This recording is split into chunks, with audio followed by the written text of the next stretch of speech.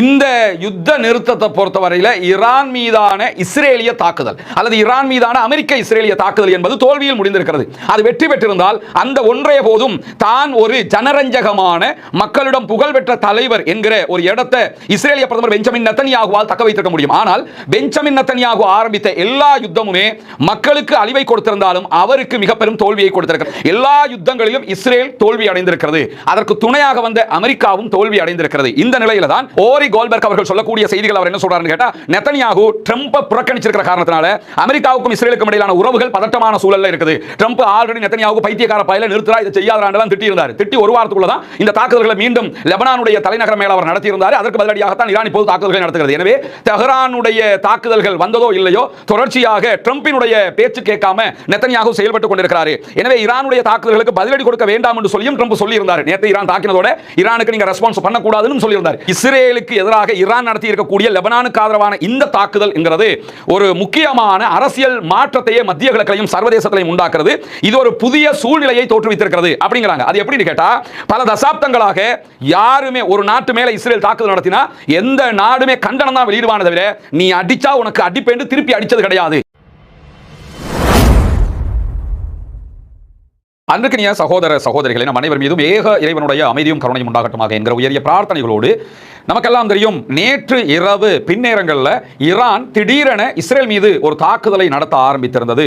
Almost அந்த தாக்குதல்கள் இருதரப்பிலும் தற்போது இடைநிறுத்தப்பட்டிருக்கின்றன என்கிற செய்திகள் வெளியாகி இருக்கக்கூடிய இந்த சூழல்ல இந்த தாக்குதல் விவகாரம் என்பது சர்வதேச மட்டத்தில் குறிப்பாக மத்திய கிழக்கினுடைய அரசியல் போங்கையே மாற்றி இருக்கிறது என்பதுதான் இங்க நம்ம கவனிக்க வேண்டிய முக்கியமான விவகாரமாக மாறி இருக்கிறது. இந்த இரண்டு நாடுகளுக்கு இடையிலான நேற்றைய ஒரு நாள் சண்டையினுடைய விவரங்களை பார்க்கிறதுக்கு முன்பதாக ஒரு 3 முக்கியமான ஆய்வாளர்களுடைய கருத்துக்களை அல் ஜசீரா சுட்டிக்காட்டி இருக்கிறது. அந்த கருத்துக்களை நம்ம தெரிஞ்சுக்கிட்டோம்னு சொன்னா இந்த யுத்தத்தினுடைய அடுத்த கட்ட போங்கு என்ன என்பதை நாம் அத்தனை பேரும் தெளிவாக புரிந்து கொள்ள முடியும். முதலாவதாக, நேற்று நடைபெற்ற இந்த ஒரு நாள் தாக்குதல்கள் தொடர்பாக தெஹ்ரான் பல்கலைக்கழகத்தினுடைய பேராசிரியர் ஃபுவாத் இஸாதி அவர்கள் தெரிவித்திருக்கக்கூடிய கருத்துக்களை அல் ஜசீரா சுட்டிக்காட்டுகிறது.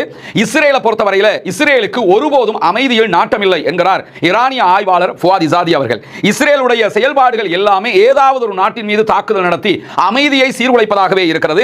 ஈரான் அதே போன்று அமெரிக்காவுக்கு இடையில் இருக்கக்கூடிய அமைதி ஒப்பந்தத்தை சீர்குலைப்பதுதான் இஸ்ரேலுடைய மிக முக்கியமான திட்டமாக இந்த தாக்குதல்களில் தற்போது நடைபெறுகிற பிரச்சனைகளுடைய அடிப்படையாக இருக்கிறது என்று சொல்லக்கூடிய ஃபுவாத் இஸாதி அவர்கள் அதற்குரிய சில காரணங்களையும் சொல்கிறார். ஏன்னா இந்த யுத்த நிறுத்தத்தை பொறுத்தவரையில் ஈரான் மீதான இஸ்ரேலிய தாக்குதல் அல்லது ஈரான் மீதான அமெரிக்க இஸ்ரேலிய தாக்குதல் என்பது தோல்வியில் முடிந்திருக்கிறது. அது வெற்றி பெற்றிருந்தால் அந்த ஒன்றைய போதும் தான் ஒரு ஜனரஞ்சகமான மக்களிடம் புகழ்பெற்ற தலைவர் என்கிற ஒரு இடத்தை இஸ்ரேலிய பிரதமர் பெஞ்சமின் நெத்தன்யாகுவால் தக்க வைத்திருக்க முடியும். ஆனால் பெஞ்சமின் நெத்தன்யாகு ஆரம்பித்த எல்லா யுத்தமுமே மக்களுக்கு அழிவை கொடுத்திருந்தாலும் அவருக்கு மிக பெரும் தோல்வியை கொடுத்திருக்கிறது. குறிப்பாக காசா மீதான 2 ஆண்டுகால யுத்தம், அதிலே பாலஸ்தீன விடுதலை அமைப்பை அவரால் தோற்கடிக்க முடியவில்லை. அவர்களுடைய சில தலைவர்களை கொன்றதை தவிர அடுத்ததாக அப்பாவி பொதுமக்கள் 1 லட்சத்துக்கும் மேற்பட்டவர்கள் கொல்லப்பட்டிருக்கிறார்கள், ஷஹீதாக இருக்கிறார்கள், முழு காசாவும் அழிக்கப்பட்டிருக்கிறது. அதே போன்று லெபனான் மீதான தாக்குதல்களில் லெபனானில் இருக்கக்கூடிய ஹிஸ்புல்லா போராளி குழுக்களுடைய சில தலைவர்களை கொன்றதை தவிர அங்கிருக்கக்கூடிய அப்பாவி பொதுமக்களை கொன்று குவித்ததை தவிர அந்த மக்களுடைய நிலப்பரப்புகளையும் பொருட்சேதங்களையும் உண்டாக்கியதை தவிர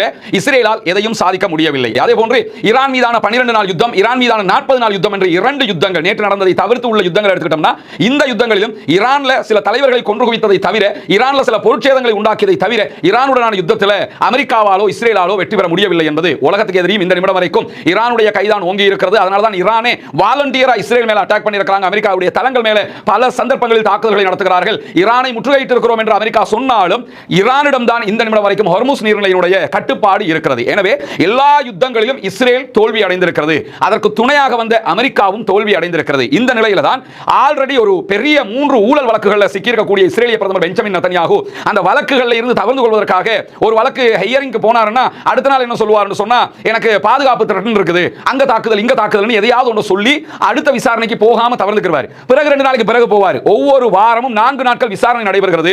இதுல எப்படியுமே அவர் 3 நாள் தவிர்த்து கொள்வதற்கான முயற்சிகளை எடுத்துக்கொண்டே இருக்கிறார், தவிர்த்து கொண்டும் வருகிறார். இதற்கு அவர் சொல்லுகிற காரணம் என்னன்னா, காசா மேல 2 அட்டாக் பண்ணுவாங்க, அடுத்ததாக பாலஸ்தீன விடுதலை அமைப்பு அட்டாக் பண்ணிரும், அதனால த்ரெட்டன் இருக்குது பிரதமருக்கு அப்படின்றாங்க.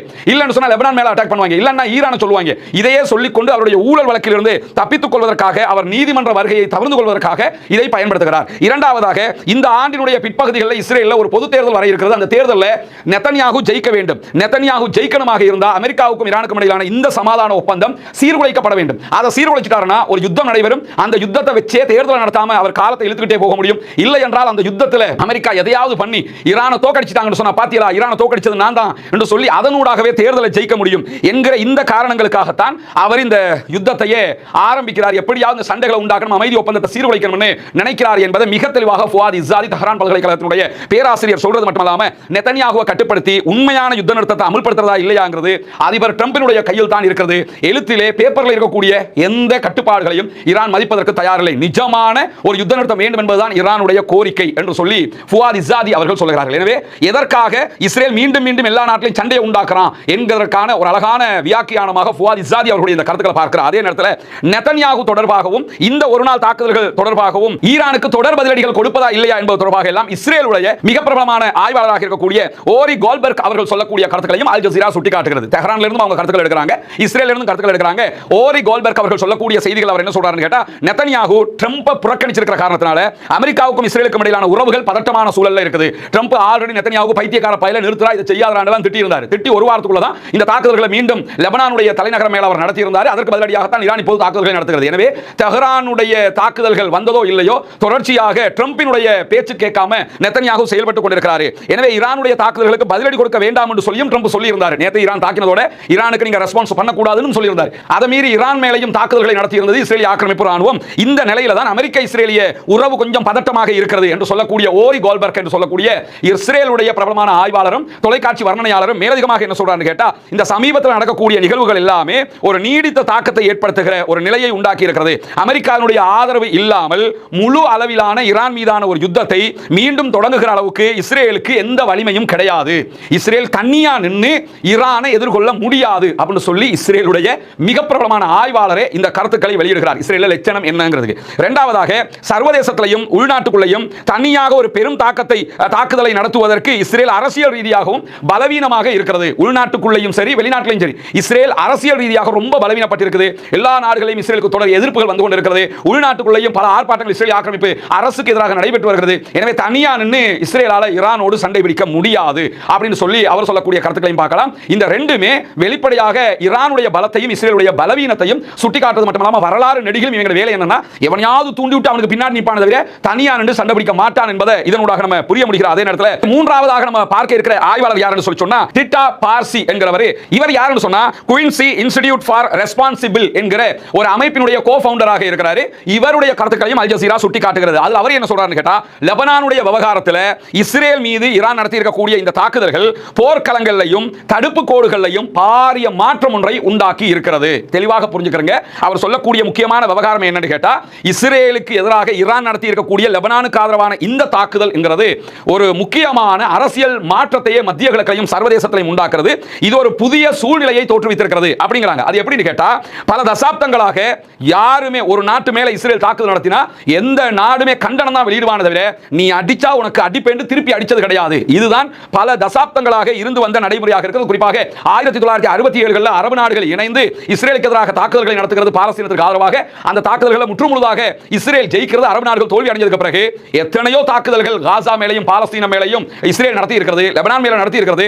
எந்த அரபு நாடுகளும் ஏன் தாக்குற நான் உனக்கு அடிப்பேன்னு திருப்பி அடிச்சது கிடையாது. கண்டிக்கிறோம் கண்டிக்கிறோம் கண்டிக்கிறோம் என்று தான் கடந்திருக்காங்க. இது அப்படியே திருப்பி மாத்தி போட்டிருக்குது தற்போது ஈரானுடைய தாக்குதல் என்று சொல்லக்கூடிய இந்த குறித்த ஆய்வாளர்கள் மேலதிகமாக என்ன சொல்றாருன்னு கேட்டா, இஸ்ரேல் ஒரு மூன்றாவது நாட்டை தாக்கினால் கண்டிப்பாக இஸ்ரேல் அடி வாங்கும் என்பதை ஈரானுடைய இந்த செயல்பாடு நிரூபித்திருக்கிறது. ஒரு பிராந்திய நாடு தன்னுடைய ராணுவத்தை பணயம் வைத்து இன்னொரு நாட்டுக்காக தாக்குதல் நடத்தும் என்பதை இந்த சம்பவங்கள் நிரூபித்திருக்கிறது என்று சொல்லக்கூடிய இந்த ஆய்வாளர் மேலதிகமாக என்ன சொல்றாருன்னு கேட்டா, தெஹ்ரான் லெபனானை சுற்றி ஒரு புதிய தடுப்பு கோட்டை நிறுவி இருக்கிறது. போர்க்களங்களும் தடுப்பு கோடுகளும் மாறி இருக்கின்றன. இனிமேலும் இஸ்ரேல் நினைச்ச மாதிரி இன்னொரு நாட்டை தாக்க முடியாது. அப்படி தாக்கினா ஈரான் பதிலடி கொடுப்பான் என்பது இதுல இருந்து தெரிய வருகிறது என்று இந்த ஆய்வாளர் சொல்றார். இதுதான் அத்தனை பேரும் எதிர்பார்த்த மத்திய கிழக்கினுடைய ஒரு முக்கியமான மாற்றம். ஈரானை பொறுத்தவரை அது அரபு கண்ட்ரி கிடையாது. அவங்க பாரசீக வளைகுடாவுக்குள்ள வரக்கூடிய கண்ட்ரி. அப்படி இருந்தும் லெபனான் மேல தாக்குதல் நடத்தப்படுகிறது. எல்லா மத்திய கிழக்கு நாடுகளும் பார்த்து கொண்டிருக்க முதல் தடவையாக லெபனானுக்கு ஆதரவாக தாக்குதல்களை நடத்தி இருக்கிறது ஈரான் என்கிற செய்திகளை தான் அவர் சுட்டிக்காட்டி சொல்றாரு.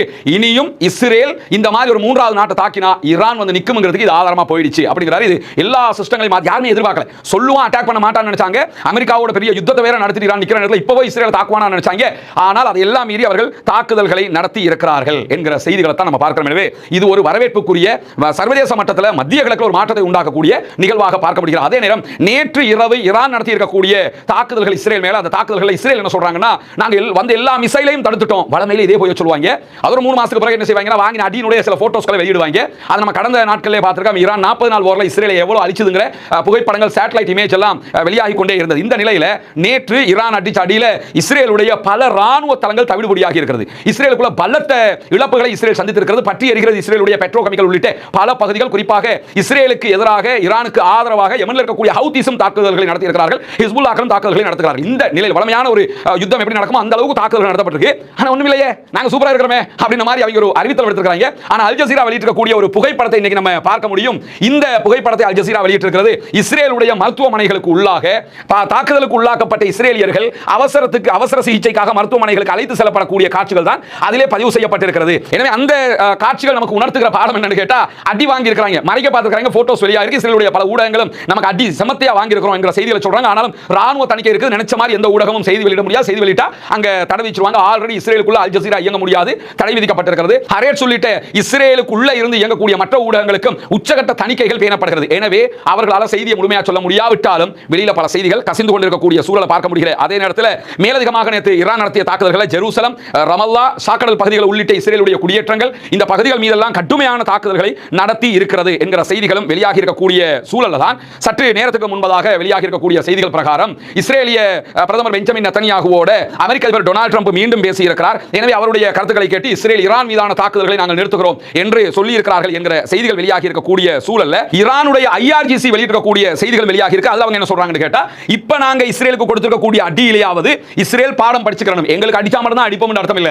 எங்களை தாண்டி எங்கள் சகோதரர்கள் யாருக்கு அடிச்சாலும் நாங்க அட்டாக் பண்ணுவோம் அப்படிங்கிற பாடத்தை இனிமே இஸ்ரேல் படிச்சுக்கணும் சொல்லிட்டு இஸ்ரேல் மீதான தாக்குதல்கள் என்பது ஜியோனிச ஆட்சியையும் அதனுடைய ஆதரவாளர்களுக்கும் ஒரு மிக நீண்ட நெடிய பாடத்தை படித்துக் கொடுத்திருக்கிறது.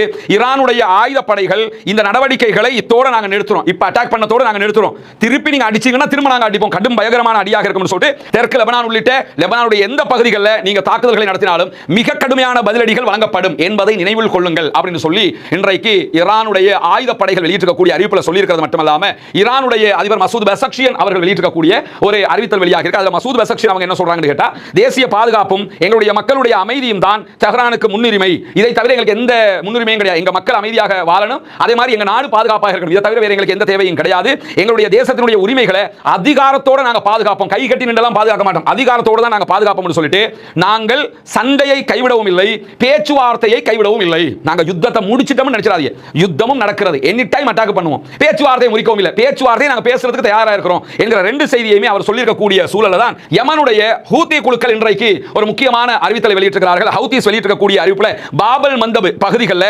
இஸ்ரேலுடைய கப்பல்களை தாக்க போகிறோம் என்று அறிவித்திருக்கிறார்கள். இஸ்ரேலை பொறுத்தவரை இஸ்ரேலுக்கு எந்த பொருட்களை செங்கடல் வழியாக கொண்டு போகணுமா இருந்தாலும் பாபல் மந்தபை தாண்டி தான் அவங்க கொண்டு போக வேண்டி இருக்கிறது. எனவே பாபல் மந்தப் பகுதியாக இஸ்ரேலுடைய கப்பல்கள், இஸ்ரேலுக்கு ஆதரவான எந்த கப்பல்கள் போனாலும் எல்லா கப்பல்கள் மேலேயும் அட்டாக் பண்ணுவோம்னு சொல்றாங்க. அதுல அவங்க வெற்றியும் கண்டிருக்காங்கன்னு நமக்கு தெரியும். ஆல்ரெடி அவங்க பல கப்பல்கள் மேல அட்டாக் பண்ணியிருக்காங்க. இந்த காசா வார் நடந்துட்டாங்க, 200க்கும் மேற்பட்ட கப்பல்கள் மேல தாக்குதல் நடத்தி வெற்றியை கண்டிருப்பவர்கள் தான் ஹவுதிஸ் குழுக்கள் என்கிற அடிப்படையில் இஸ்ரேலுடைய கப்பல்களை தாக்குவது அவங்களுக்கு ஈஸியான ஒரு வழியாக இருக்கக்கூடிய சூழல் தான்.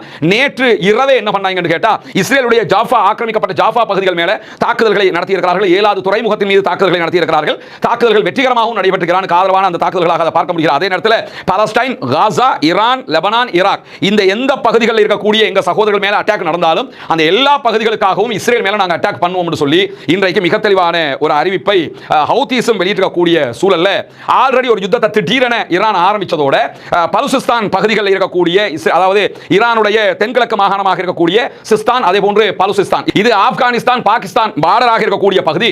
இந்த பகுதிகளில் சில ஆயுத குழுக்கள் இருக்கிறது. அது சன்னி பிரிவை சேர்ந்த ஆயுத குழுக்கள் தான் அங்கே இயங்குறாங்க. எங்களுக்கு தனி மாநிலம் வேணும், தனி அதிகாரம் வேணும், தனி ஆட்சி அதிகாரம் வேணும் என்று அவங்க தாக்குதல்களை நடத்தக்கூடிய குழுக்கள் திடீர்னு பாகிஸ்தானுக்குள்ளேயும் அட்டாக் பண்ணுவாங்க, திடீர்னு ஆப்கானிஸ்தானுக்குள்ளேயும் அட்டாக் பண்ணுவாங்க, திடீர்னு வந்து என்ன பண்ணுவாங்கன்னு கேட்டா ஈரானுக்குள்ளேயும் அட்டாக் பண்ணுவாங்க. குறிப்பாக ஈரானுக்குள்ள அட்டாக் பண்றது அவருடைய முழுமையான செயல்பாட்டு காரியங்களாக இருக்கக்கூடிய சூழல்ல இந்த சிஸ்தான் பலுசிஸ்தான் பகுதிகளில் இருந்து செயல்பட்ட ஒரு ஆயுத குழுவை முற்றுமுழுதாக கைப்பற்றி இருக்கிறோம் என்று சொல்லியும் அது 5 பேரை கொன்று இருக்கிறோம், 19 பேரை கைது செய்திருக்கிறோம் என்று சொல்லி இன்றைக்கு ஈரான் அறிவித்திருக்கக்கூடிய செய்திகளை பார்க்கிற அதே நேரத்தில் ஈரான் இஸ்ரேல் மேல தாக்குதல் நடத்தியதற்கு பதிலடியாக இஸ்ரேலும் ஈரான் மீது தாக்குதல்கள் நடத்தியிருந்தது. அதில் ஈரானில் இருக்கக்கூடிய ரசாயன ஆலையின் மீது தாக்குதல்கள் நடத்தப்பட்டிருந்தது.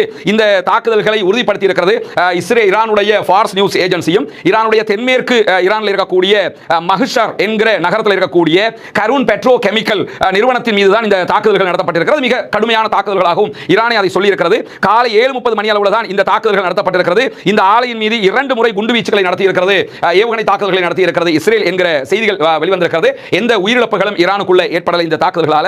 இதற்கு பதிலடியாக உடனடியாக இஸ்ரேல் இருக்கக்கூடிய ஹைஃபாவில் இருக்கிற ஒரு பெட்ரோ கெமிக்கல் ஆலையின் மீது பெட்ரோ கெமிக்கல் பதிலடி என்கிற விதமாக உடனடி பதிலடியை பாலிஸ்டிக் ஏவுகணைகள் மூலமாக வழங்கி இருக்கிறது ஈரான். அதே மாதிரி இஸ்ரேலுடைய 2 ராணுவ தளங்கள் மீதும் தாக்குதல்களை நடத்தி இருக்கிறது என்கிற செய்திகள் வெளியாகி இருக்கிறது. குறிப்பாக நவாத்திம்ல இருக்கக்கூடிய ராணுவ தளம், டெல்னோஃப்ல இருக்கக்கூடிய ராணுவ தளம், இந்த 2 தளங்கள் மீதும் தாக்குதல்களை நடத்தி இருக்கிறது ஈரானுடைய IRGC படைப்பிரிவுகள். தொடர்ந்து இப்படியான தாக்குதல்களை நாங்கள் கொடுத்துக் கொண்டே இருப்போம், இஸ்ரேலுக்கு பதிலடி நிச்சயம் என்பதை அவர்கள் வலியுறுத்தி இருக்கிறார். அதே நேரத்தில் சற்று நேரத்துக்கு முன்பதாக வெளியாகி இருக்கக்கூடிய தகவல் பிரகாரம் ஓமான் பகுதிகளில் 24 இந்திய மாலுமிகளோடு சென்ற ஒரு எண்ணெய் கப்பல்ல தீப்பரவல் ஏற்பட்டிருக்கிறது. ஒரு அட்டாக் நடந்திருக்கிறது. அந்த அட்டாக்கு காரணம் யாருங்கிறது இன்னும் தெரிய வரல. ஆனால் இந்தியா தற்போது இந்தியாவுடைய கப்பல் போக்குவரத்து ஆணையம் வெளியிட்டிருக்கக்கூடிய தகவல்களில் தீப்பரவல் ஏற்பட்டிருக்கிறது என்பதை அவர்கள் உறுதிப்படுத்தி இருக்கிறார். அதே நேரத்தில் மடகஸ்கர் கொடியை ஏந்தி கொண்டு போன மாரிவக்ஸ் என்கிற கப்பல் மீது தான் இந்த தாக்குதல்கள் நடத்தப்பட்டிருக்கு. இந்த தாக்குதல்களில் உள்ள கப்பலுக்குள்ள நாங்கள் எண்ணெய் ஏற்றுமதி செய்யக்கூடிய கப்பலை தவிர அதுக்குள்ள ஆயுதங்கள் எதுவும் இல்லை அப்படின்னு சொல்லியிருக்காங்க. இது எதுக்காக திடீர்னு இந்தியா சொல்லுது என்கிற கேள்விகள் எல்லாம் எழக்கூடும். குறிப்பாக ஈரான் மிக தெளிவாக சொல்லிட்டாங்கன்னு கேட்டா, கப்பலுக்கு பணத்தை கட்டிக்கிட்டு ஹொர்முஸ் பகுதிகளில் யாருனாலும் போய்க்கலாம்னு சொல்லிட்டாங்க. ஆனா எந்த ஆயுதத்தையும் ஏற்றிக்கிட்டு போகக்கூடாது. ஏன்னா இந்தியா தொடர்ச்சியாக இஸ்ரேலுக்கு ஆயுத சப்ளை பண்ணுகிறது என்கிற செய்திகள் எல்லாம் வெளியாகி கொண்டிருக்கிறது. இந்தியா ஆல்ரெடி ஒரு ஒப்பந்தத்தை இந்தியாவுடைய ஒரு போர்ட்டை கூட நேரடியாக ஈரான்ல அவங்க உருவாக்கி கொண்டிருந்தாங்க. ஒரு துறைமுகத்தை கட்டிக்கிட்டு இருந்தாங்க, அதானியினுடைய துறைமுகம். அது அந்த துறைமுகத்துக்குரிய எல்லா ஃபண்டிங்கையும் இஸ்ரேலுக்கு ஆதரவாக இந்தியா ஈரானுக்கு கொடுக்காம நிறுத்தி இருக்கிறாங்க. அதனால ஈரானுக்கு எந்த நஷ்டமும் கிடையாது. ஈரானுடனான அந்த முருகல் நிலையை தோற்றுவித்துக் கொண்டார்கள். அதை தாண்டி காசா மீதான தாக்குதல், லெபனான் மீதான தாக்குதல், ஈரான் மீதான தாக்குதலுக்கு எல்லாம் இந்தியாவினுடைய ஆயுத விற்பனையும் காரணமாக இருந்திருக்கிறது. இந்தியா ஆயுதங்களை கொடுத்துக் கொண்டிருக்கிறது இஸ்ரேலுக்கு என்கிற செய்திகளும் வெளியாகி இருக்கிறது. இப்படி பல செய்திகள் வெளியாகி கொண்டிருக்கக்கூடிய சூழல்ல தான் இந்த கப்பல் மீதான தாக்குதல் நடைபெற்றது. எனவே தொடர்ந்து இணைந்திருங்கள். மத்திய கிழக்கில் நடக்கக்கூடிய இந்த சம்பவங்களுடைய உண்மை செய்திகளை உங்களுக்கு உடனுக்குடன் கொண்டு வந்து தருவதற்கு தயாராக இருக்கிறோம். ஆக்கிரமிப்புகள் ஓய வேண்டும், ஆக்கிரமிப்பாளர்களும் ஓய வேண்டும், ஆக்கிரமிப்பாளர்களும் ஓய்ந்து முழு உலகிலும் அமைதி திரும்ப வேண்டும் என்ற உயரிய பிரார்த்தனைகளோடு பாலஸ்தீன காசா அப்பாவிகள், அதே போன்று லெபனானிய அப்பாவிகள், ஈரானிய அப்பாவிகள் என்று எல்லா அப்பாவிகளுக்கு ஆதரவாகவும் ஜனநாயக ரீதியாக அப்பாவிகளை தாக்குதல் நடத்துகிற ஆக்கிரமிப்பாளர்களுக்கு எதிராக குரல் எழுப்புவோமாக. அல்ஹம்துலில்லாஹி ரப்பில் ஆலமீன்.